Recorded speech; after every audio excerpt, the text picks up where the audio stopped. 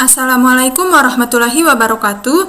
Perkenalkan, nama saya Titin Hermilasari dengan NIM E1E021156 dari Prodi Pendidikan Guru Sekolah Dasar, Fakultas Keguruan dan Ilmu Pendidikan. Nah, melalui video kali ini, saya akan membahas mengenai materi sistem pernapasan pada manusia. Apa itu pernapasan?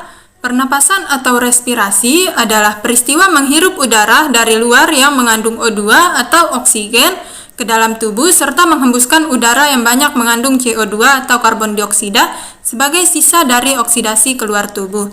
Sistem pernapasan dibagi menjadi dua. Yang pertama, konduksi. Konduksi terdiri dari serangkaian rongga dan tabung yang saling berhubungan baik di luar maupun dalam paru-paru. Konduksi berperan sebagai saluran tempat lewatnya udara pernapasan serta membersihkan, melembabkan, dan menyamakan suhu udara pernapasan dengan suhu tubuh. Konduksi terdiri dari hidung, faring, trakea, bronkus, serta bronkiolus terminalis. Kemudian yang kedua, respirasi. Respirasi terdiri dari tabung dan jaringan di dalam paru-paru sebagai tempat pertukaran gas. Respirasi terdiri dari bronkiolus, ductus alveolus, kantung alveolar, dan alveoli merupakan situs utama pertukaran gas O2 dan CO2. Berikut adalah sistem organ pernapasan pada manusia. Yang pertama, rongga hidung. Rongga hidung memiliki selaput lendir yang berfungsi untuk menangkap benda asing yang masuk melalui saluran pernapasan. Di dalam rongga hidung terdapat beberapa struktur penyusun, yakni kelenjar minyak, kelenjar keringat, rambut pendek dan tebal untuk menyaring partikel kotoran, dan konka yang berfungsi menghangatkan udara yang masuk. Kemudian yang kedua, faring. Faring adalah organ sistem pernapasan yang terletak di belakang rongga hidung dan mulut. Faring tersusun dari otot lurik dengan panjang kurang lebih 4 cm. Faring merupakan persimpangan di antara saluran pencernaan dengan saluran pernapasan. Kemudian yang ketiga, laring. Laring atau pangkal tenggorokan memiliki katup yang disebut epilog glotis yang berfungsi mengatur jalannya makanan dan udara pernapasan agar sesuai dengan salurannya masing-masing. Pada pangkal tenggorokan terdapat pita suara yang merupakan organ penghasil suara pada manusia. Kemudian yang keempat, trakea. Trakea atau batang tenggorokan adalah organ sistem pernapasan yang berupa pipa dengan panjang sekitar 10 cm.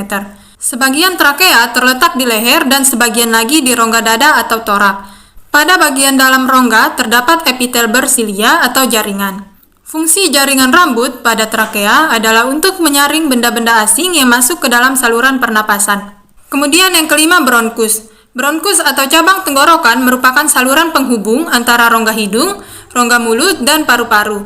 Bronkus terbagi menjadi dua, yakni bronkus kanan dan bronkus kiri.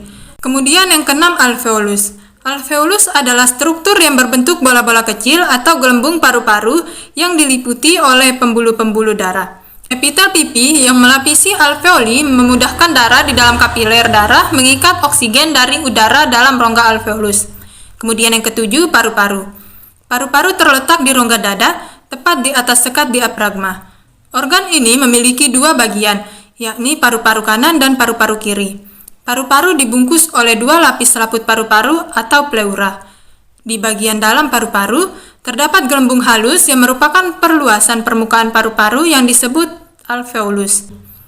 Apa saja penyakit yang dapat menyerang sistem pernapasan pada manusia? Salah satu penyakit dalam sistem pernapasan manusia yaitu penyakit asma. Asma adalah penyakit kronis pada saluran pernapasan yang ditandai dengan sesak akibat peradangan dan penyempitan pada saluran pernapasan. Asma dapat diderita oleh semua golongan usia, baik muda maupun tua. Penderita asma memiliki saluran pernapasan yang lebih sensitif dibandingkan dengan orang normal. Ketika paru-paru terpapar pemicu asma, maka otot-otot di saluran pernapasan akan kaku sehingga membuat saluran tersebut menyempit. Selain itu, produksi dahak juga meningkat. Kombinasi dari kondisi tersebut membuat penderita mengalami gejala asma. Meskipun penyebabnya belum diketahui secara pasti, ada beberapa hal yang kerap menjadi pemicu asma, yaitu asap rokok, debu, bulu hewan, udara dingin, infeksi virus, dan paparan zat kimia. Sejumlah pemicu tersebut dapat menimbulkan keluhan pada penderita asma, seperti sulit bernapas, batuk, dan rasa nyeri atau sesak di dada.